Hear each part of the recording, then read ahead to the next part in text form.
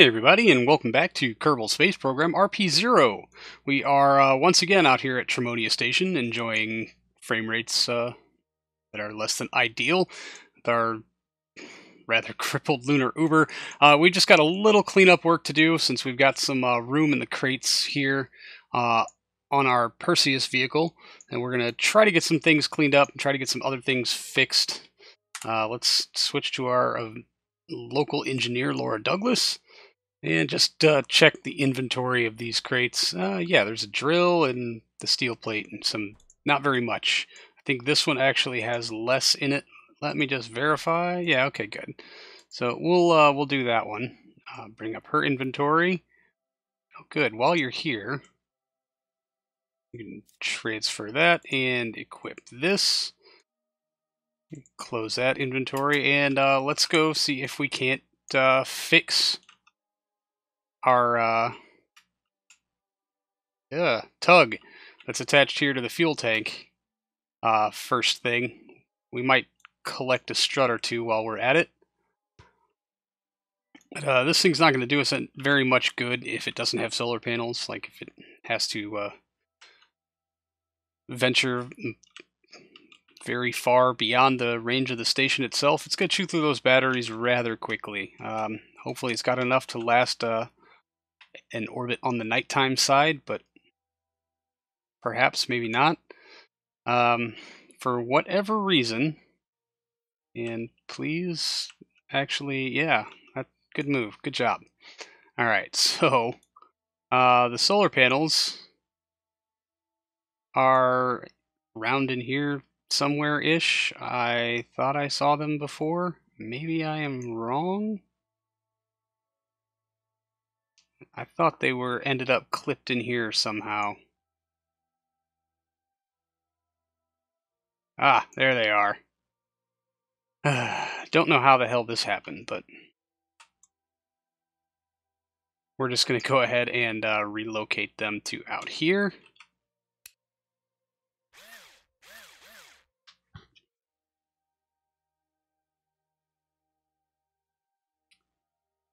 Oh, the lovely, wonderful bugginess that is KSP. Please be in range. It is not. Let's just get them all on the outside, and then we'll worry about mounting in the correct location a bit later. Oh man, their mounts are in here too. Dang it. That would have made... I should have done that.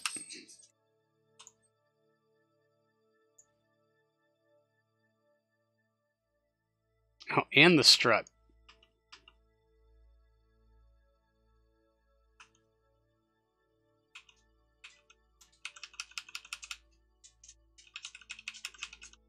Okay, you know what? Just move them to the outside. We'll worry about the rest of this later. I'm quite sure that Laura Douglas is tired of being the one that has to fix absolutely everything on this flight. She's really the only one that's qualified. And I have no clue how these solar panels ended up being stuffed to the middle like that. It's quite weird. But we need to get them on the exterior of this tug, as it may be required for longer duration deployments, and those cores chew up a lot of battery, and we need all of them because, well, this thing is going to be responsible for hauling some heavy tonnage around. This tank, definitely not the exception to that, but it will absolutely need to have some power generation. And really it can help supplement the station itself. Luckily we have these struts that were attached to these things before they got discombobulated to act as kind of guide markers as to where to place the solar panel mounts, and hopefully get them oriented correctly. We're just going to kind of put it back to the configuration everything was in before the discombobulation, and then collect the struts. No real point in bringing them home. They're not worth a whole lot, but, you know, save the part count. I did realize in post that there's a bunch more struts I could have collected, but really, she can haul 3 of them back at a time, and that's, I mean, I don't know. If it were 4, I think I would have just maybe gone ahead and done it, or maybe I just didn't realize they were there. Who knows? But with all of the panels in their correct placement, we just have one more super awkward strut to collect, and then we're going to call it a day. I think our carrier containers here on the Perseus are starting to get a little full, and these guys are definitely tired. Bored. All right, and with that done, thankfully, we can start to get this flight buttoned up and get them home.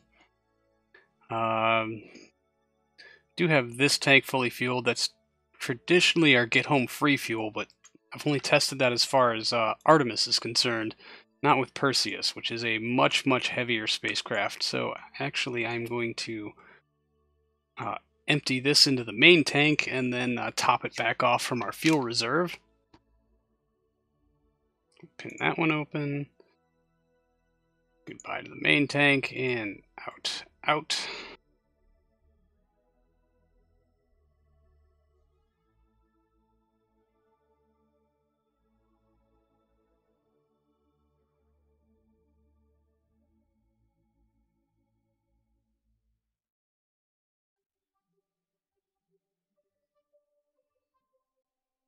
Fantastic. All right, and actually let's kill the lights and then turn them all back on.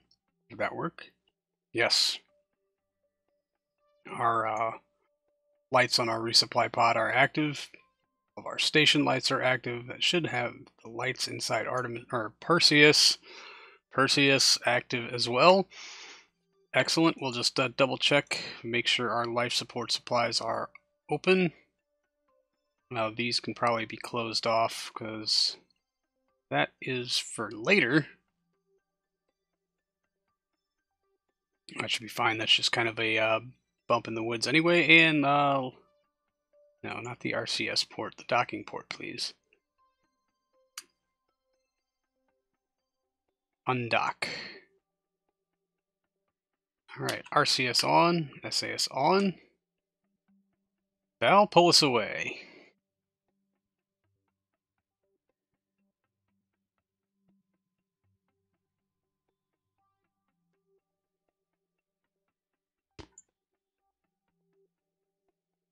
Fantastic.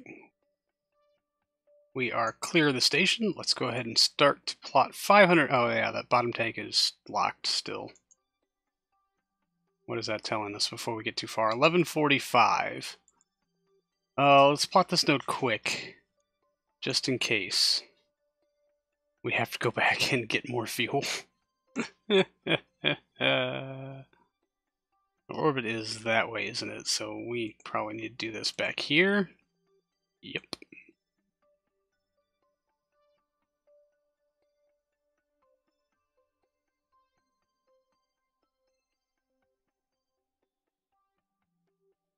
Come on.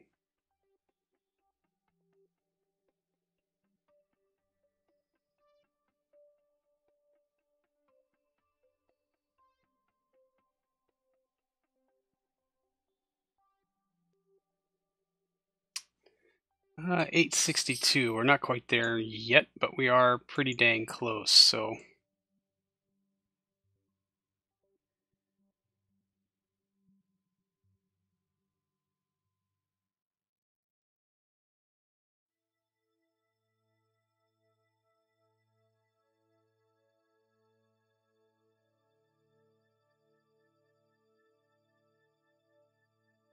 Yeah, there we go. Alright, we can do this for less than $1,000. Perfect. We'll take it.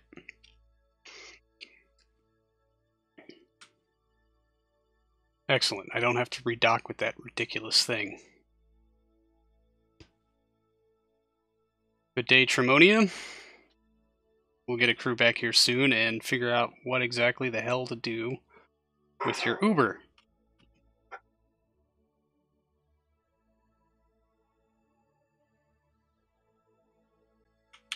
Oh, I way overshot. Dang it. That's going to be a little costly. Thrusters up here not firing. Unlock the Aerozine N2O. That should give him some juice. There we go.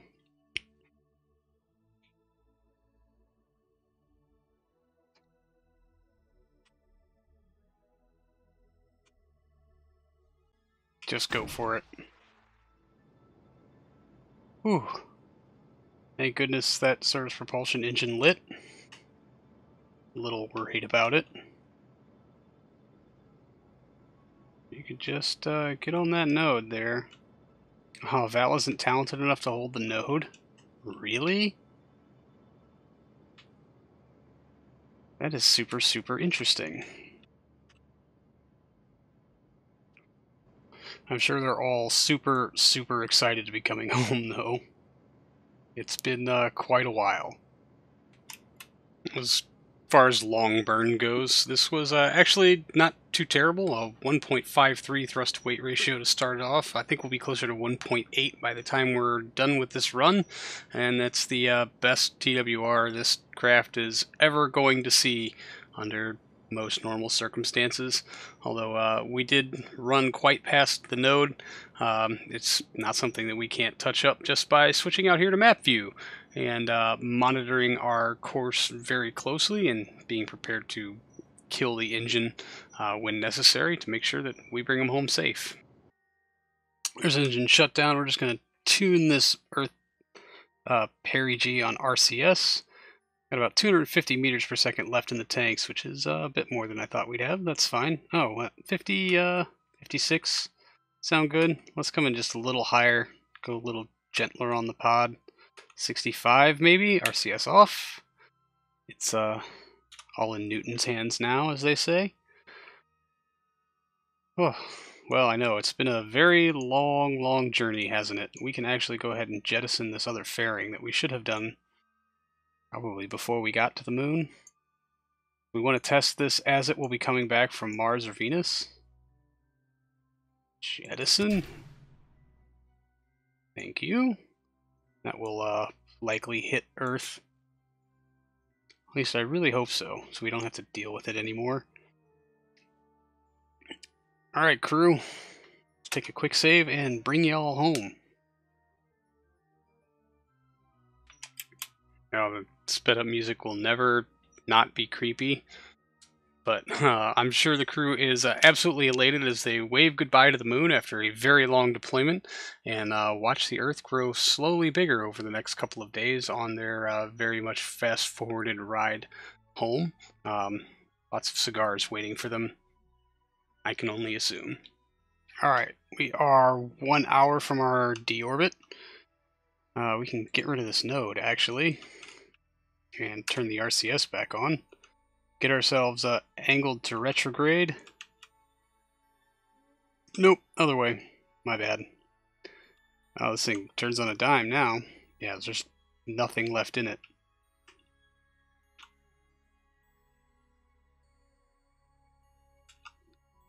That'll do.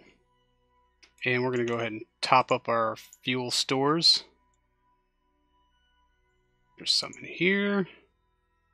Okay, that fuel is locked. Keep it that way. There's some in here. Yeah, well, no, that's MMH and N2O. Oops. Is there MMH in these? Nope, just lithium hydroxide and electric charge. Really? I didn't put any accessory fuel tanks on here? No, I guess not. So, okay, not that much fuel left to top off.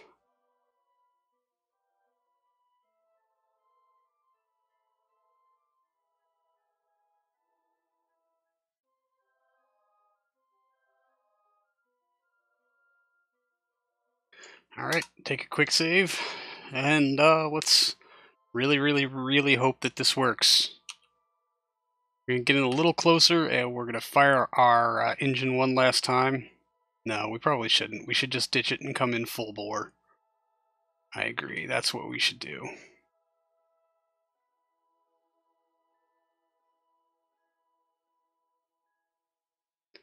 Six minutes from periapsis, it's time to do this. We should probably start arming some parachutes, I suppose.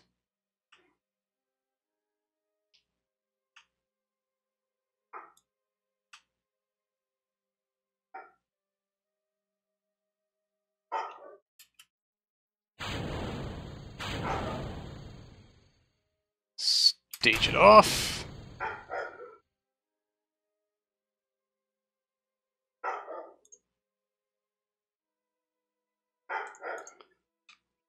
angles unlocked. Let's get angled back into retrograde.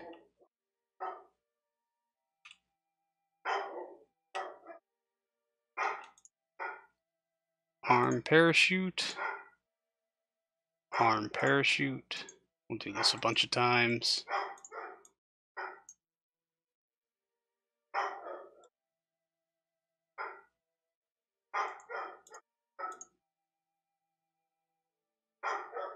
Let's have the computer hold retro.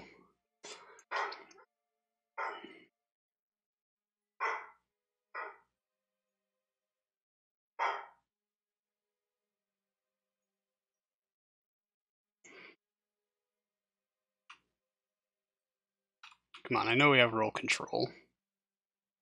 Enable RCS port. That's what we needed to do. We actually need to come in upside down.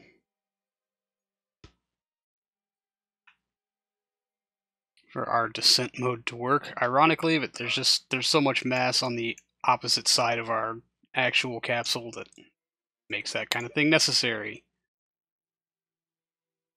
I think, from what I remember from low Earth orbit re-entry testing, we'll just give them a view. Why not? Alright, ablator looks good. Approach looks good, still coming in at 65 kilometer. Let's hope we don't spin right past it. Probably should have gone lower, but I guess it's a little late for that now. Get her done.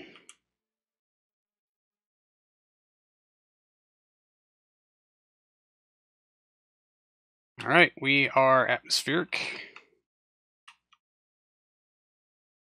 Sorta.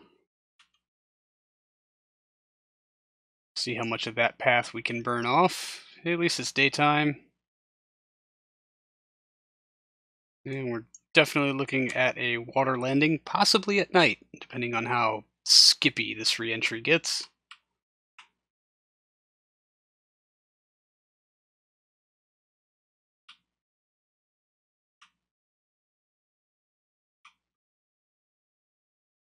We'll just go ahead and turn descent mode on.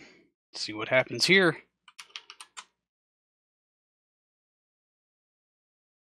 Why do you insist on rolling?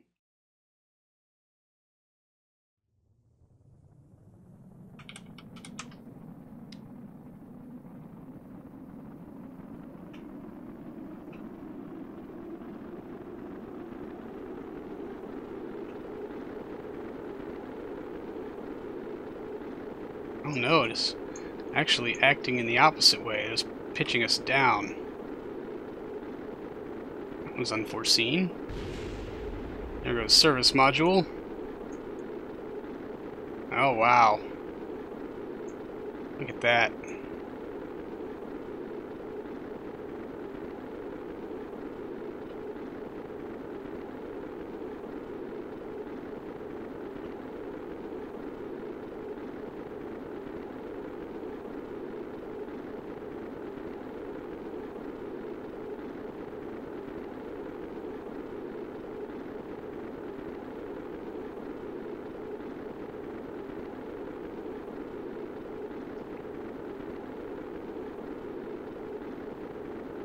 Oh shoot, we're climbing. Go ahead and turn descent mode off. Easy there.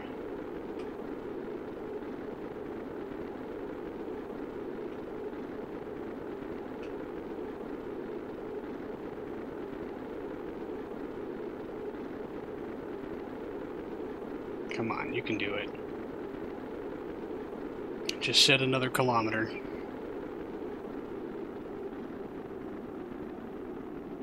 Here's our service module.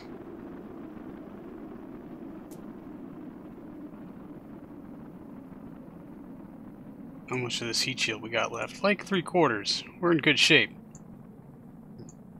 Really. We might not deorbit this pass. Which is fine, we survived. That's what we were looking for.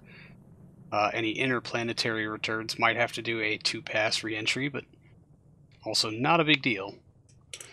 Just wonder how much MMH we've got left. Really, we only need that for roll control. Haven't even touched the 45 units in there. It's 75 kilometers. Still a 3 million meter periapsis, or apoapsis. Yeesh.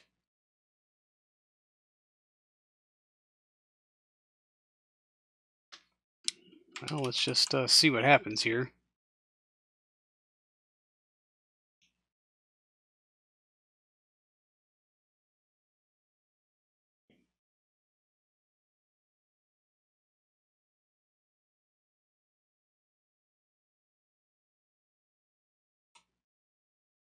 Yeah, it looks like we're going around for another pass.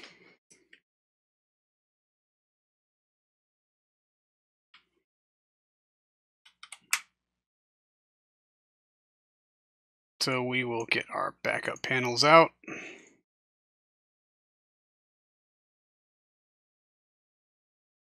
And just ride it on over.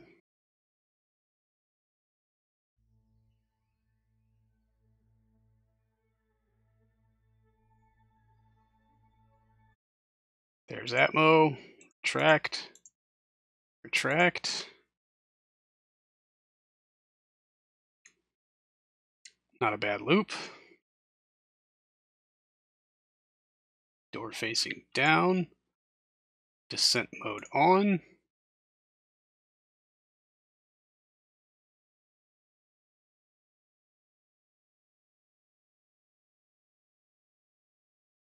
Come on home. You know, having survived the first pass, I really have absolutely no doubt that we'll survive this pass. This is actually slower than the test run that we did the very first time we were testing out Perseus, so this should be kind of a cakewalk. It's just a matter of trying to get the rhythm of balancing out the descent mode characteristics on this craft so that we don't overburden our crew with a excessive amount of G-force loading. But Heat Shield is holding up just fine even through this second pass, which is great. It means they're probably not going to overheat, explode, and die after such a long and productive deployment at Rosalina Station on the moon. It's just a matter of getting them slowed down enough, which is kind of the problem with something this heavy. Ooh, 45 kilometers, still moving at 4.2 kilometers per second. This is a problem with heavy pods. They hold momentum. Oh boy. G-load is still building. Looks like we're going to peak out at just around 5G.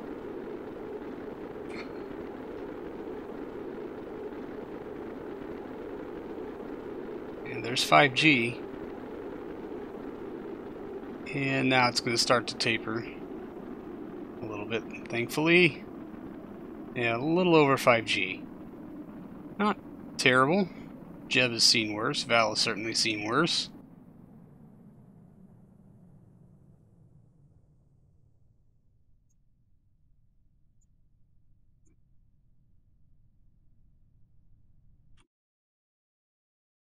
Oh, just missed some islands.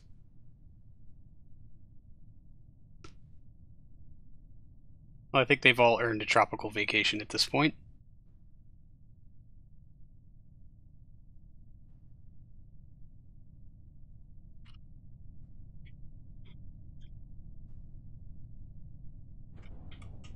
Drogues are out. And just as cute as they can be. Yeah, the last 5 kilometers or so are always the absolute longest part of any descent. But I'm sure they're all breathing a very nice breath of relief as the rest of the chutes go into full deploy and we are basically slowing down. We could be jettisoning our heat shield, but it's not entirely necessary. Well, that's new. Alright, recover. A couple of samples that we brought back with us. 40 science there, 75 there, 4.2. Recovery of a vessel returned from a suborbital flight on the moon. Huh. Well, alright. 16 grand recovered in parts, 35% value. Not bad. And let's check for promotions. None 6 XP gain for Dimitri. I think that was his first jaunt onto the moon. He planted a flag. Laura Douglas also planted a flag and advanced to level 2. Sweet. So that makes her cleared for Mars missions. And John Oliver, no XP gain, because I guess he planted to flag his first trip. Well, alright, not bad. So that's going to do it for this episode, everyone. Thank you so much for hanging out. I really do appreciate it. And I will see all of you in the next one. So until then, see you later.